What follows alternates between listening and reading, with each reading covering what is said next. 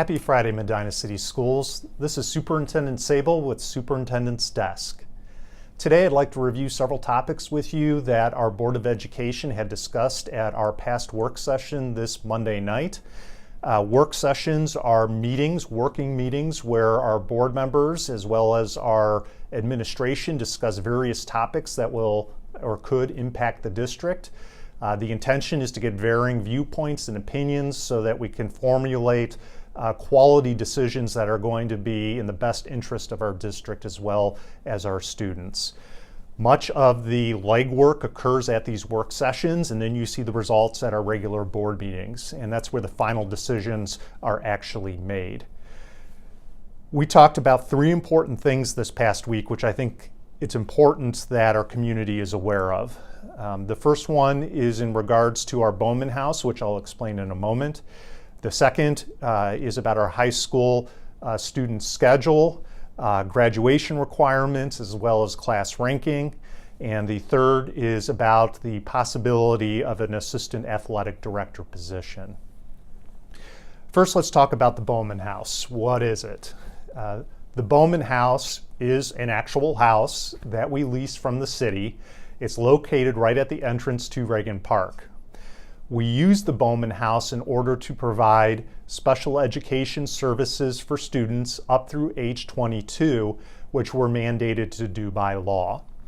These are for students that need extra support in regards to learning everyday life skills as well as prepare for work skills. So it could be anything from cooking, preparing meals, to helping to sort items for concession stands here at the high school, to learning how to grocery shop.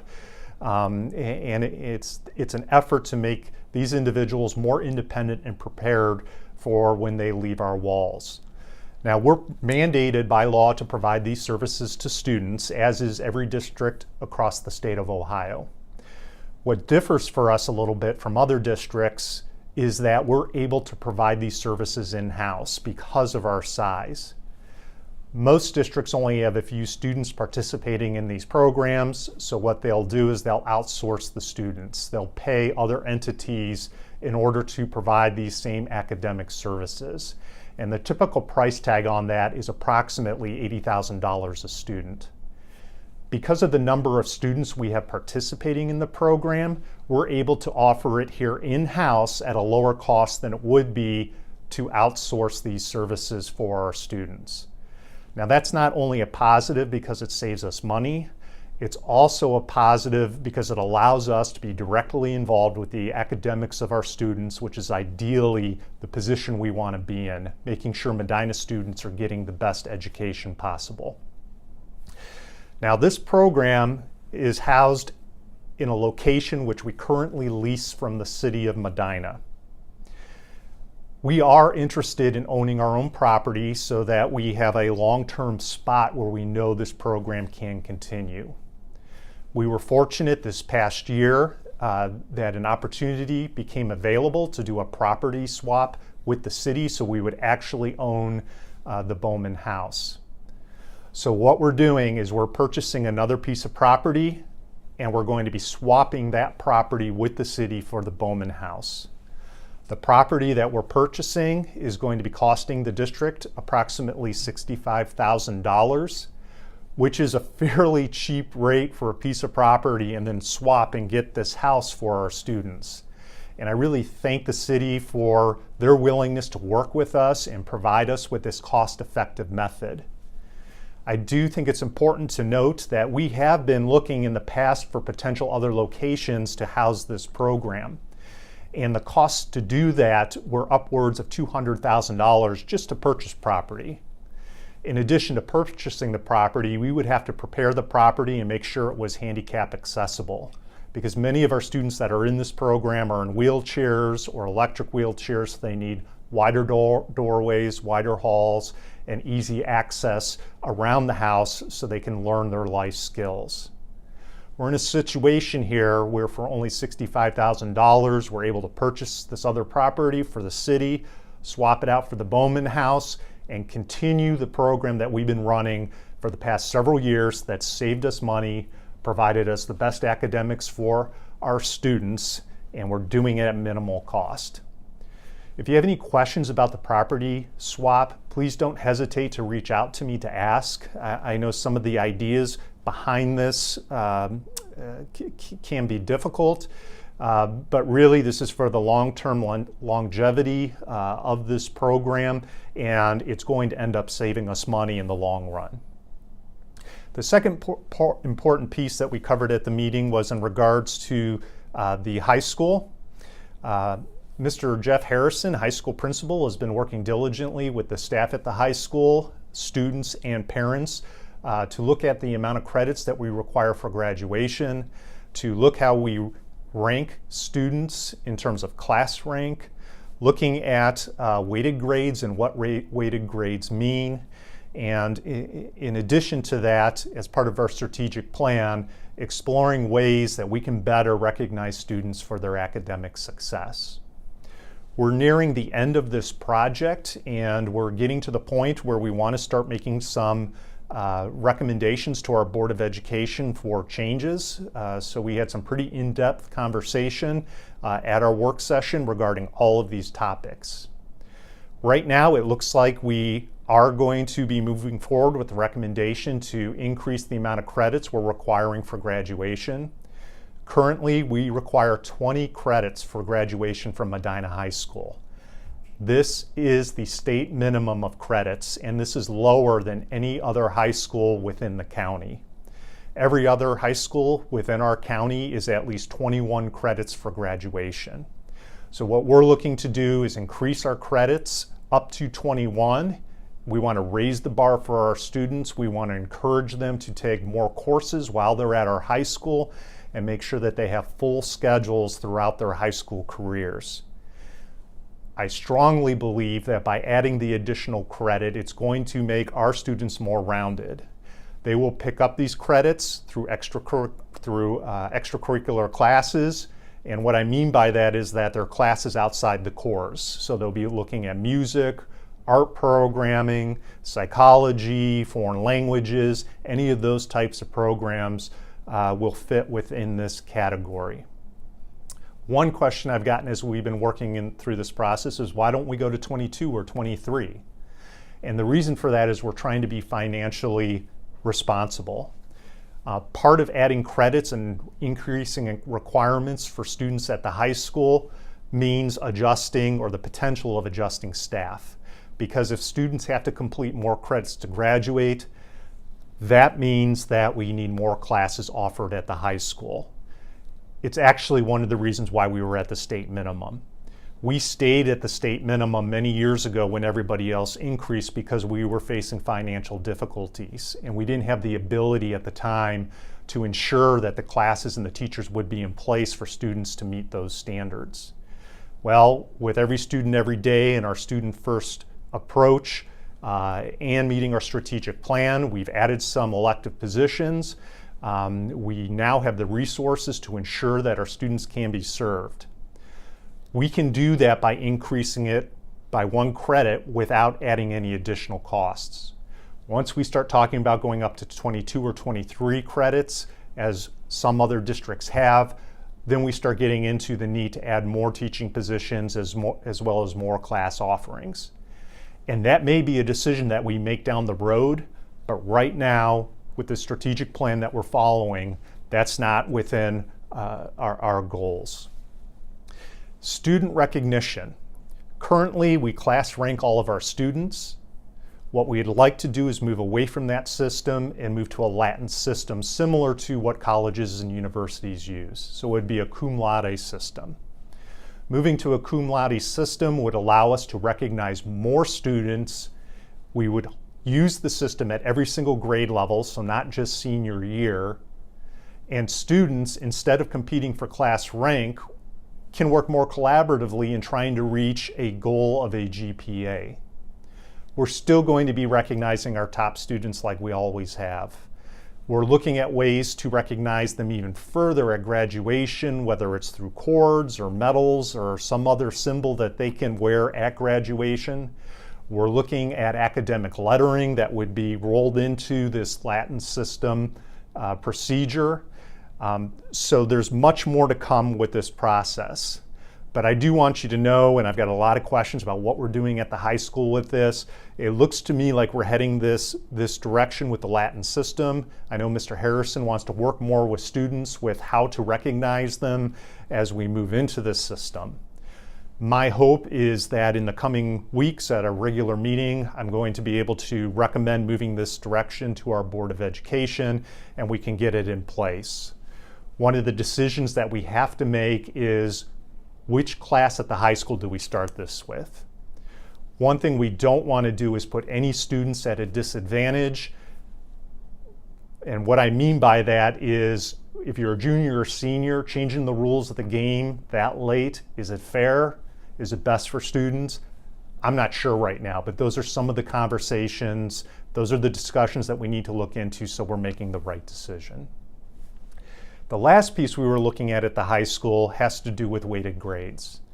Currently, we weight grades at the high school based off of the type of course that a student is taking. So an AP course has a weight of a 5.0 instead of the traditional 4. An honors class has a 4.5. What we were looking into is eliminating this weighting system because we want students to take courses based off the merits of the information they're going to get from that course. So we don't necessarily want them to be motivated by just the fact of raising their GPA, but we want them taking things that they're interested in so they're better prepared once they leave our walls, whether it's a college or a career path. And we strongly believe that eliminating weighting would help encourage students to take more rounded courses. We actually have some students, and I've seen this in other districts I've been a part of, where students will avoid certain classes, whether it's an art class or a foreign language class, because it's not weighted because they're worried about that pulling down their GPA. Not weighting the courses would eliminate that. We're not going to make any changes that have any impact on our students' ability to compete in getting into college or getting into post-secondary programs. And it's because of that even though we want to, we're not changing the weighting. So the weighting of classes at Medina High School is going to stay the same as it is. We're going to continue with the 5-point scale. And the reason why is because even though most colleges unweight grades when they look at college admittance, this could have an impact on scholarships. Many scholarships don't unweight, and that could hurt our students when they're competing against students from other schools in order to earn a scholarship. So we are not going to unweight grades. We want to ensure that our students have equal opportunity to get scholarships, and we're not going to hurt them. So of the 3 changes I just explained, the third change isn't going to happen, but I wanted you to know that that was something that we were looking into. The last topic of discussion at our work session this past week was the possibility of adding an assistant athletic director position. And I've actually gotten several questions about this since our board meeting on Monday night. So I want to provide some clarification because I'm hearing some misinformation out there. First of all, I can't emphasize enough that there were no decisions made at our work session in regards to whether we are or are not going to add an assistant athletic director position. What we were doing was sharing and reviewing a potential job description with the Board of Education because currently one doesn't exist in the district. The other thing that we were doing was trying to discuss the challenges that we're facing within our athletic department in ensuring that all of our student athletes are getting the optimal experience with the appropriate oversight of all of our programs. And that's something that we've been focusing on throughout this school year. Really, we've been having a heavy focus on our club athletics and the way we can improve those. So this is part of the overall picture of how to make us a better district. Now, I'm sure you saw in the paper my quote, "This isn't the area I'm most excited about," and it's not. I'm going to be honest with you. I would rather gear all our money towards curriculum and instruction. However, there's a need. You know, if a pipe bursts in your house, you don't have a choice, but you need to fix it. And I'm concerned that this is one of those areas. We currently have over 1,500 athletes, student athletes in our district. Now that's athletes participating in programs at our high school as well as our 2 middle schools. And those are individual athletes. That doesn't even include students that are participating in multiple sports. In addition, we offer approximately 27 athletic programs, and we have approximately 58 athletic teams between our middle schools and our high school. Now that includes boys and girls when I give that number of 58. And surrounding that, we have 80 coaches which work under our athletic director in order to run all of those programs. Now, why would I want to place some sort of emphasis on extracurricular and athletic programs when I repeatedly tell you that academics are the key and focusing our money on curriculum is where we need to be? The reason why is because athletics and extracurriculars do play an important role in our students' success in the classroom. And this is something that I spoke about last year when we added a music teacher to our band program so that we would have a band director at both of our middle schools as well as our high school, with our high school director being able to work with both middle schools. This is a similar situation. We've got one athletic director overseeing a program that's larger than either of our individual middle schools. So we need some extra support and assistance to make sure that we're providing the best services for our students within those programs. Because if we're successfully preparing our students on the field, that's part of preparing them as people, not only for when they leave our walls, but in the classroom as well. And if you look at the data and the statistics, the achievement level of students that are involved outside of the classroom, whether it's an athletic activity, whether it's a club, whether it's an arts or music activity, they are much more successful not only in the classroom, but in life as well.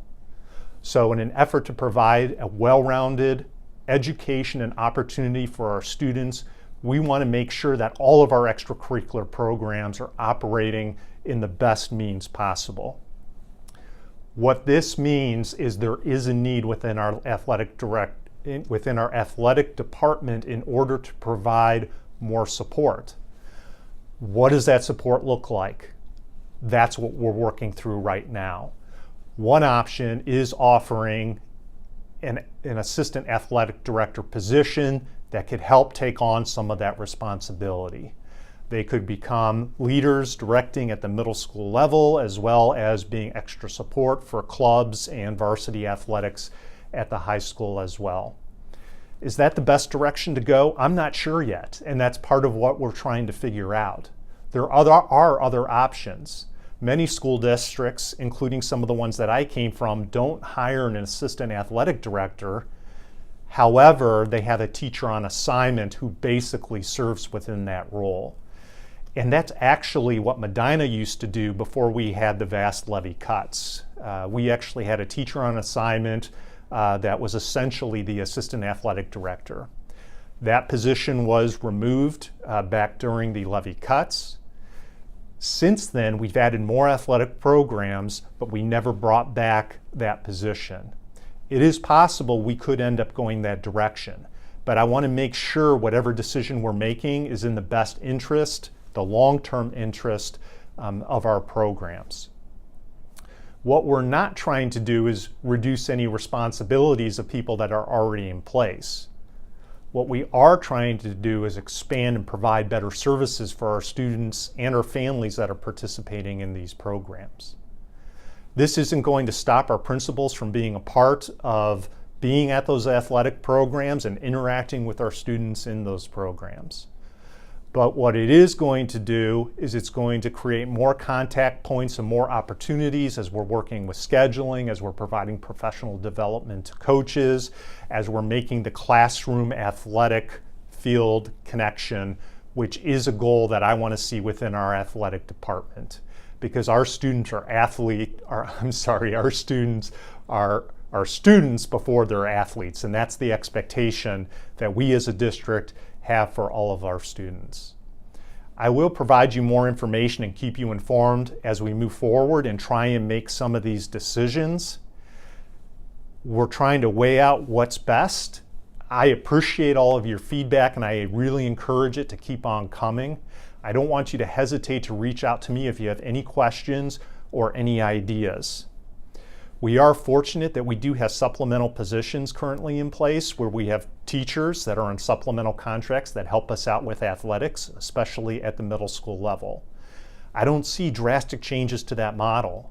We have so many athletics going on a weekly basis that it can't possibly be covered by administrators alone. So we need those teachers to help us out and be site supervisors. So it's the overarching development of those programs that we're really looking at when we're looking at that extra support in the athletic department. One last thing that I want to mention to you this week is we have our third community chat coming up next week on February 13th. That's next Wednesday at 6 o'clock. We are going to be live streaming that as we've been doing throughout the course of this school year, and I think we're improving on our quality of doing that. The topic that we're going to be kicking off the session about is the potential bond issue as well as redistricting that I've been discussing throughout the course of the year. We are going to hold that session here at the board office across from the high school at 6 o'clock. So please either come join us here at the Board of Education or jump onto our website and live stream us as we discuss. If you decide to live stream, you still have the possibility to send us in questions live, and we're going to do our best to try and provide you with answers. In addition, I want to make sure that everybody's aware that we did put up on our website a Q&A about redistricting and a potential bond issue. It's very similar to what we had put up when we had the levy going on. So go to that site and get some information, and if you have questions, you can submit them there as well. Well, I hope everybody had a great full week. It was nice to have our students back for the whole week. Still crazy weather, high temperatures to low temperatures to high temperatures. So hopefully we'll even out here heading into the new week. I hope everybody has a great weekend, and remember, my door's always open. I want to hear from you. I want your feedback. That's the only way we can make the right decisions for our students. Again, happy Friday and good weekend.